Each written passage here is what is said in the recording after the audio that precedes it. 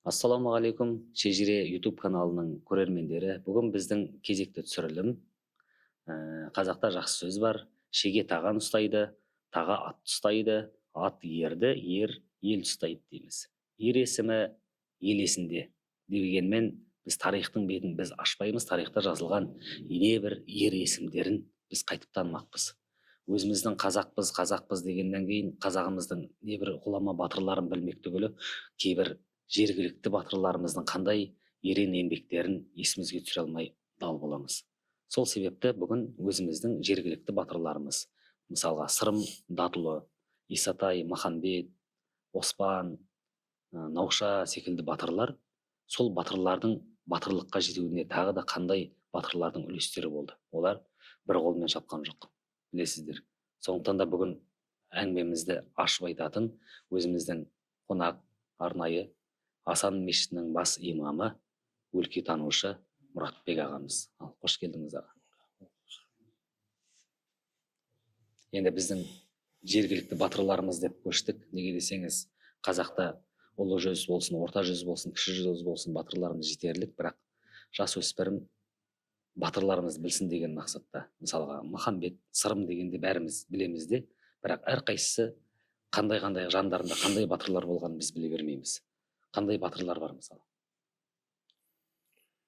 Енді бізді отарлау саясатымен сол кезде саяси жұмысқа әрекеттер жасап жатқан орыс патшалығы, олар өздерінің арқана көндіру үшін алдап, сулап, сондай саяси әрекеттер жасаған. Атақ беру, Оспан батыр деп жаңа айтып жатса, Оспан батыр мысалы Қытайлардың берген жылтырақ енді мынаны әйелдерге тақтап тастады дейді медальдарды. Сол сияқты ал кімді көндіргісі келді, кімдерге тісі батпады деген сұраққа да осы атаққа ұсынуы жауап беретін сияқты. Мысалы Тархан атағын берді, генерал деген сияқты, Тархан деген атақ берді. Оның бірінші деңгейлі Тархан атағы ұрпағынан ұрпағына қала береді. Бұл атақты 4 адамға берген. Есет Көкеұлы деген Тама руының ішінде Аташал деген бөлімінен, Аташал тайпасынан енді 17-ші ғасырларда өмір сүрді. Есет Көкеұлы, Есет батыр дегенде бірнеше батырлар бар ғой. Сол Шектінің ішіндегі батыры бар, Таманың батыры бар, Адайдың батыры бар. Есет батыр деген сол бұл Тама руының Аташал деген тайпасынан Есет Көкеұлына сол бірінші рет берген сияқты. Атақты. Бірінші дәрежелі Тархан атағы өзінен кейін ұрпағына біреуіне беріледі, бір ұлына. Ол батырлық көрсетсін, көрсетпесін. Енді ішінен соған сайма-сайын береді. Тектіден текті туады, тектілік тұқым болады дегендей. Олардың бірнеше әйелінен бірнеше балалары болады, олардың біреуі тартады ау. Әкесіне, атасына. Сосын Шақшағұлы Жәнібек деген Арғын руынан деп айтылады. Және екеуі замандас Қара батыр ұлы Сыпыра Тархан. Және осы Сырым Датұлына. 4-еуіне берді. Сырым Датұлына соңынан берді деп айтылады. Енді орысқа бағынбауға, елшілерін дұрыс қабылдамай, орысқа сатылдың деп өзіміздің кіші жүздің хандарында өлтіріп тастап отырған, қарама-қарсы көтерілістер ұйымдастырған Сырым Датұлы енді өзі шешендігімен, билік шешім шығарумен, ақыл данышпандылығымен бірге батылдығы да осы аталады Сырым Датұлының. Байбақты, Жанбақты, Тінбақты деген сұлтан сияқтан тараған Асқардың 3 баласы десе, сол Байбақтың өзінен батағынан тарайды Шоланның 4 ұлы болған екен. Есенбай, Байторы, Түкіш, Дат деген. Сол Дат деген Шолан құдыққа салып өлтірілген кезде іште қалған бала екен. Соның атын Дат деп қойған. Даттың ұлы Сырым Датұлы деп шежіресі солай келеді. Енді Қара Батыр ұлы Сыпыра Тархан, бұл да бірінші дәрежелі Тархан атағын алған. Өзінен кейін Қоңыз деген баласына Қоңыз Тархан деген Тархан атағы берілген. Адам Алаша Ақберді, Тоқберді деп бөлінсе, Ақбердіден атымыз, Барамық деп бөлінеді. Атымыздың Сары, Маймақ, Айтымбет болса, бізде Сарыдан Қожамберді, Құдайберді, Малай деп, Қожамберді, Қожағұл, Малай деп үшке бөлінеді. Осы Қожамбердіден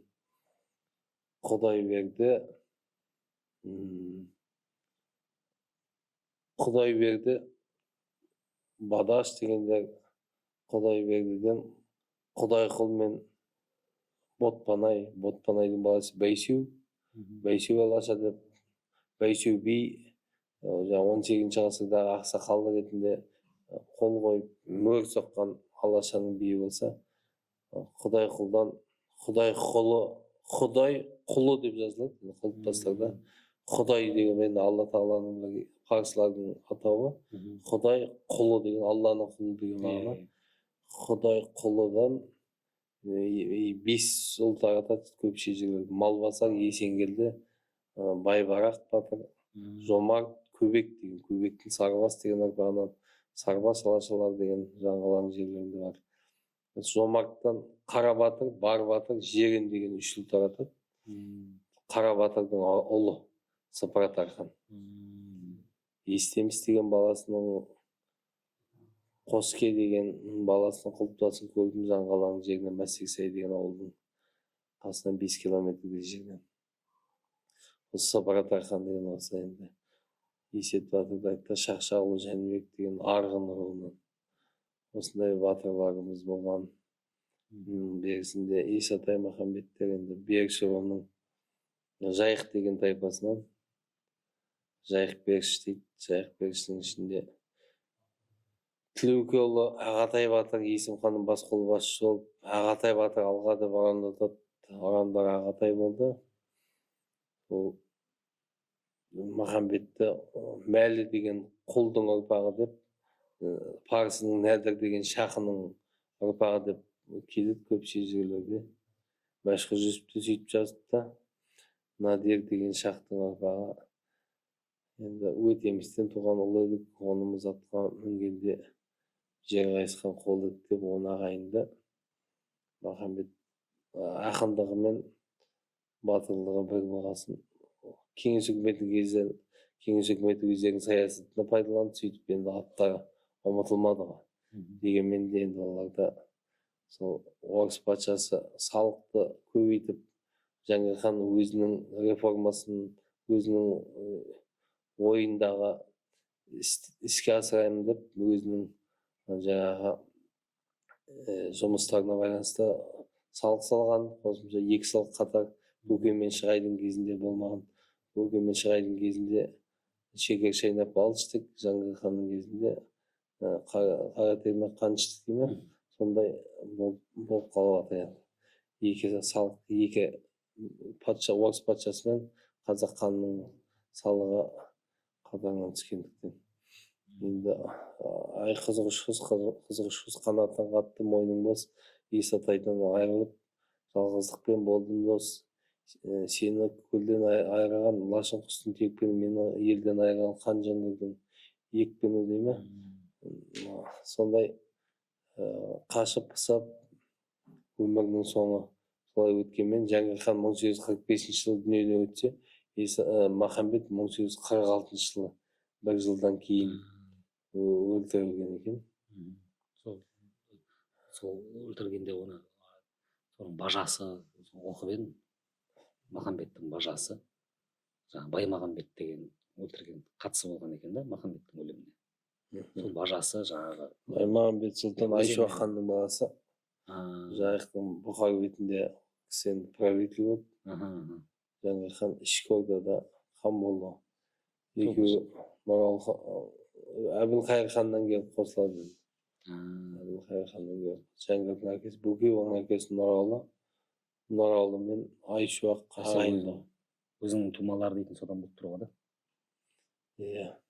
Бажасы кегін алды дегенді оқып едім да. Бажасы судан Исатай Махамбет көтеріліс енді 1836-37 жылдардағы көтеріліс қой. Ол кезде енді бұдан бұрын да көтерілістер болған. Жәңгір хан Уфаға барған екен. Мынау Башқұртстанның астанасы қазір. Сол Уфаға барып атасын зиярат етіп, Нұралы ханның басына барып Құран бағыштап, дұға жасап болып, әй атам-ау, сырымнан қашып келгенде саған бұйырған топырақ осы жер болды ғой. Немерең жетілді қазір. Сенің кегіңді кімнен қуам, сенің кегіңді кімнен алам деп Жәңгір хан қабірдің басында сөйлеген дейді. Сол кезде Байбақты оның Шергеш деген биі бар екен. Билердің арасында. Ай, бұл жерде сырымға менен жақын ешкім жоқ ау, менен алшыш деп кекесімен айтқан екен. Маған не бітіресің деген. Сонда Жәңгір хан, ай, биім саған тиіп кетті ма деп алдап солап, елге оралғаннан кейін өзінің ордасына қонаққа шақырып, қонақтықтан тұтқындап, Сібірге жер аударып жүріпті дейді. Байбақтың Шергеш деген би. Осыған қатты ашуланған ол Шергеш бидің ұлысы ағайыны Қаржауұлы кім? Әлтеке Байбақтыдан шығады. Науша батыр көтеріліске шыққан екен. Енді Исатайға айтқан сөзінен қарағанда, айтпады деме, менің басыма түскен сенің де басыңа түсер деп Исатайға ескерткен екен. 7 жылдан кейін Науша мен Жәңгір хан екеуі соғысқан болса, 7 жылдан кейін Исатайдың әскері мен Жәңгір ханның әскері де соғысқан деп айтылады. Мәшһүр Жүсіп сонау Баянауылда отырып, осы біздің жақтың әңгімесін жазып кетті. Мәшекеңнің жазбаларынан шығып жатыр. Осыған байланысты Науша көтеріліске қол жинап жатыр, Жәңгір ханға қарсы көтеріліс ұйымдастырып жатыр деп Жәңгір ханның да құлағына жеткен. Ол кезде Исатай екеуі жақсы қарым қатынаста екен. Исатайға көп мал беріп, Исатайдың жағдайын тым күшейтіп жіберді деп айтады. Шерниязға да, Шернияз соңынан Исатай Махамбет көтерілісінде үгітші ақын болады да, Жарылға бұл Шернияз деген Кетенің Айдар деген бөлімнен тарайды. Әкесі Жарылғап, оның әкесі Кеди, оның әкесі Елде, оның әкесі Малай, оның әкесі Сарымбет, Сарымбеттің әкесі Айдар деген. Айдардың әкесі Аққошқар, Аққошқардың ар жағында кім бар? Бәуеден, Бәуеденнің ар жағында Мұңайтпас, Мұңайтпастың әкесі Нұртаза, оның әкесі Тұрсынбай, Тұрсынбайдың ар жағында Тойқожа деген Ақкете деп айтады. Тойқожаның ұрпағы. Ақкете, Қаракете, Ожырай кете дейді. Сол Шернияз деген ақын үгітші. Исатай Махамбет көтерілісі жеңілгеннен кейін Баймағамбетке келіп қосылған дейді. Баймағамбет сыртта жүрген кезде түзге шығып жатқанда келіп қалған екен. Сосын әйелімді жырлаш, өзімді мақташ, қыздарымды мақта дейді, жаманда дейді. Қалай айтса солай өлеңді шығарып берген ғой Шернияз. Исатай қандай еді дегенде, Исатайдың байлығына Жәңгір хан екеуінің байлығында қосса да жетпейді дейді. Исатай маған өте көп төледі, сіздер ондай төлей алмайсыңдар хан болсаңдар деп. Сондай сөздерден байқалып тұрғанда енді Жәңгір хан мен Исатай жақсы қарым қатынаста болыпты. Науша қол жинап жатыр, Жәңгір ханға қарсы көтеріліс жасайын деп жатыр деп естігесін. Жәңгір хан Исатайға қолқа салыпты деп Мәшһүр Жүсіп жасады бабамыз. Кімді тұтқындап маған Наушаны тұтқындап маған жеткізді. Исатай ақылдасып жігіттермен, ойбай, Науша тірілей ұстата ма, Науша бізге тұтқындата ма, оны қалайша тұтқындаймыз. Ақылдасқан кезде ішіндегі бір ақылды данышпан айтты: наушаны ұстай алсаңдар, таң намазында ұстайсыңдар. Ол намаз оқығанда есін білмейді, Аллаға шын беріліп, намазды хушумен оқиды. Сол кезде есін танады. Және таң намазын ең ұзақ оқитын таң намаз. Таң білінгеннен бастайды, содан ұзақ оқиды. Сол кезде тұтқындайсың, ол қозғала алмайды. Содан таң намазының уақытына жақындап келіп, наушаның үйін қоршайды ғой, Исатайдың әскері. Науша таң тек білінер білінбес таңның уақыты келген кезде азан шақырған. Азан шақырғанда бұлар да келіп үйді қоршаған. Аттарының тұяғының дыбысынан біліп қалған екен. Ай қатын бедеудап келді. Намазын қысқаша оқып аяқтағанда, ай қатын бедеудап келді айқайлайды. Сол кезде жаңа жүйрік атын алып келген. Атына мінгенде айқайлаған дауысы аруақты, сондай қорқынышты дауыс дейді. Ана дауысын естігенде шошып кеткен әскер ашылып кетті де қоршауды ашып жіберді. Сол ашылған жерден шығады да қашады. Артына қуғанмен жүйрік атқан ілеседі. Исатайдың аты ғана ілеседі. Ол кезде ақтабан ба білмейміз, әйтеуір қандай атпен жүрген 7 жыл бұрын ғой. Өзінің көтерілісінен 7 жылдай бұрын. Сол кім Исатай ғана ілесе алды, қалғаны қалып кетті дейді.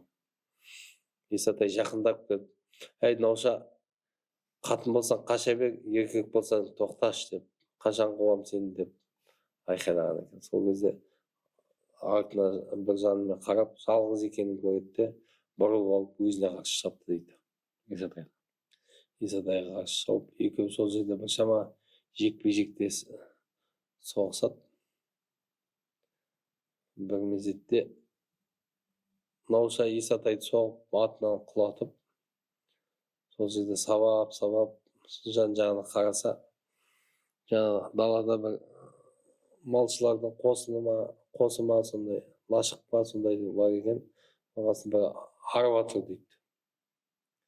Бір пайдасы болып қалып қойған арба ма. Арбаның астына алып келіп жатқызыпты. Жаңбыр жауса, жаңбырға қалмасын. Күннің ыстығына енді ыстығы өтіп кетпесін деп жан ашыпты ғой. Енді артынан қуып келгесін, өзін іздеп келгесін, өзіне жан керек болғасын, солай сабап кетті. Бірақ дегенмен де жаны да ашыпты ғой енді. Арбаның астына жатқызып кетті да, арбаның үстінен соғып тұрып айтты дейді: әй Исатай, ол опасы қаннан не опаз деп жүрсің сен?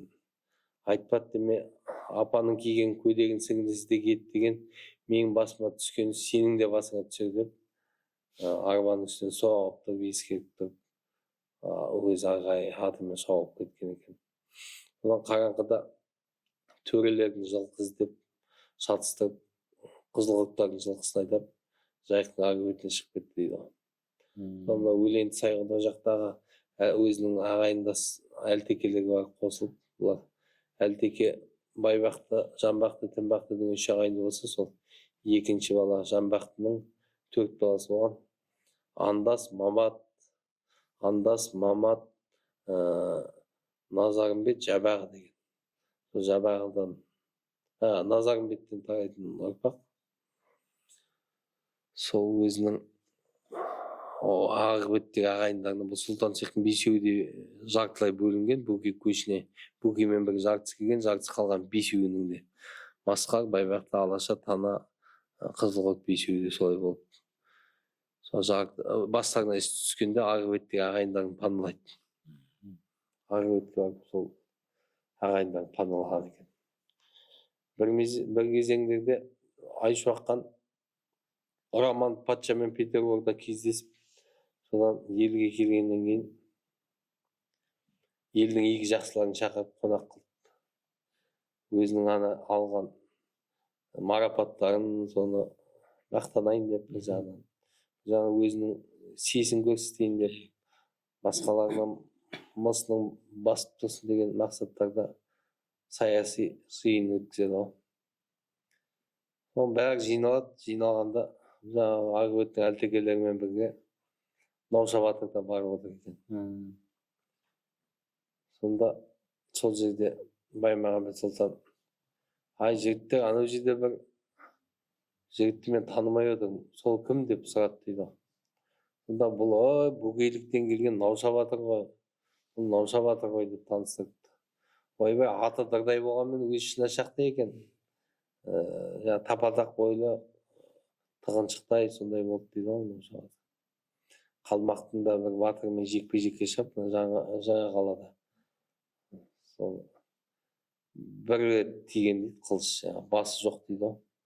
Алматыға алып кетіп, жаңағы қалмақтың бойы 2 метр. Сол кісіні зерттепті қалында. Наушамен жекпе-жекке шыққан. Бұлда да Науша сол бойы тапа-тақ келген тығыз денелі деп айтылады, сипатталады. Аты дырдай болғанмен өзі шынашақта екен деп Баймағамбет Сұлтан айтқанда, иә, түйе жоғалса, түйенің ірілігі көрінбейді ғой. Түйе жоғалса таптырмас демей ме қазақ дейді ғой. Түйе түнде жайылып, күнде жатады, сосын табылмайды дейді ғой. Жоғалса. Түйе жоғалса таптырмас демей ме дейді. Мен сені адамға санап жатсам, сен хайуанмын деп отырсың ба? Хайуан екенсің ғой депті Баймағамбет Сұлтан. Сол кезде өзінің ағайынымен енді Жаңғырқанмен сыйыспай келгесін тісін батырып отыр, өзінің елі болғасын. Сен мені хайуан деп отырсаң, мен де сені адамға санап отқаным шамалы, Баймағамбет деп айтты дейді. Өмірде естімеген Нарынбеттің правитель болса да ханы ғой. Мұндай сөз естімеген, тіпті қатты сасқалақтап қалған екен. Аң-таң болып, мұндай сөз естіп көрмеген. Мынау ана генерал губернатордан алып келген сенім хатым, мынау мөрі, соның берген печаты. Мынау ана министрден алып келген сенім хатпен мөр. Мына министрден алып келген сенім хатпен мөр деп, осы бүкіл министрлер мен генерал губернатордың атынан мен қол қойып, енді мөр соғам бұл жердің ел билеушісі ретінде. Ал мынау болса кәдімгі ақ патшаның өзінің сенім хатымен мөрі маған берген деп. Сенім хатпен мөрді, печатты көрсеткен ғой сол кезде. Науша батыр, Баймағамбет, мұны айтып отқандарың адам ба, әлде құдай ма деп сұрады дейді. Сен тіпті ештеңенің парқын білмейді екенсің ғой деп Баймағамбет. Бұларда кәдімгі 2 қол, 2 аяғы бар, біз сияқты 2 иығының үстінде басы бар адамдар ғой. Ұлты орыс демесең деп айтып жатыр екен. Сол пенделердің берген мөр дегенше, Құдайдың ер азаматсың деп берген мөр демейсің ба деп өзінің бірдеңесін шығарып көрсетті дейді. Ер азаматсың деп Құдайдың берген мөр десейші деп. Осындай сөздер алған аталарымыздан. Әрине, қазір тарихтың бетін көбіміз ашып, ізденіп жатқан ешкіміміз жоқ, бірақ әрқайсысы өзінің бабасының мықты болса, мықты болды десе, сол өзінің бабасын іздеуге тырысады ғой. Бірақ бабам қандай болған деп таңырқама, балам таудай болсын деп әрекет қыл дейді. Сондықтан да бұл тарих болып қалады, бірақ біз сол тарихты жалғастырушымыз. Біздің бабаларымыз қандай деп таңырқайтындай, біздің перзент балаларымыз да бізге таңырқасыншы деген ниет қой. Батыр деген не тәйір, 2 қатыннан біреу туады, би деген ақ шариғат, ілуден мыңнан біреу туады деген қазақта сөз болған екен. Ол кезде батыр көп енді.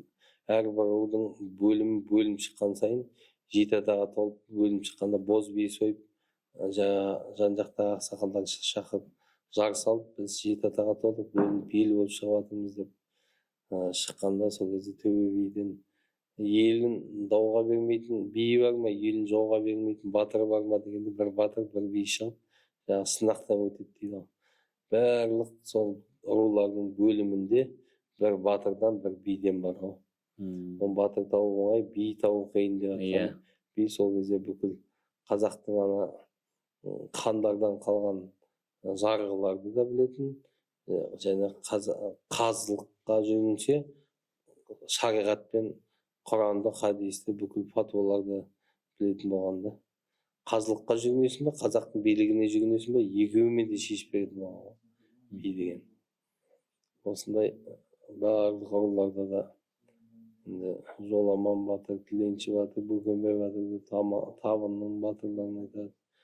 Таманның батырларын айтып жатыр. Шектінің батырларын айтып жатыр. Есет Көтібар деген әкесін сол жақта кетеді, ақ кетеді үш бөрі дейді. Алтай батыр, Құттыбай батыр, Жұлдыз батыр дегендер. Осындай бүкіл руларда ұран бар. Шеркештің ұраны Шағырай дейді, Шағырай деген батыр. Мысықтың ұлы Қаратай деген сияқты. Бәрі батырлар. Байбақтының ұраны ненің ұраны Қаратай жаңағы Масқар руының. Байбақтының ұраны Дәуқара дейді. Мына жақта Әлтекеде не деп Науша деген жерлер болған. Ұрандататында. Жалпы Дәуқара 1751 жылы қайтыс болған. Ол да Әлтекенің Андас деген бөлімінің Андастың немересі. Кім? Қараожа ұлы Дәуқара батыр.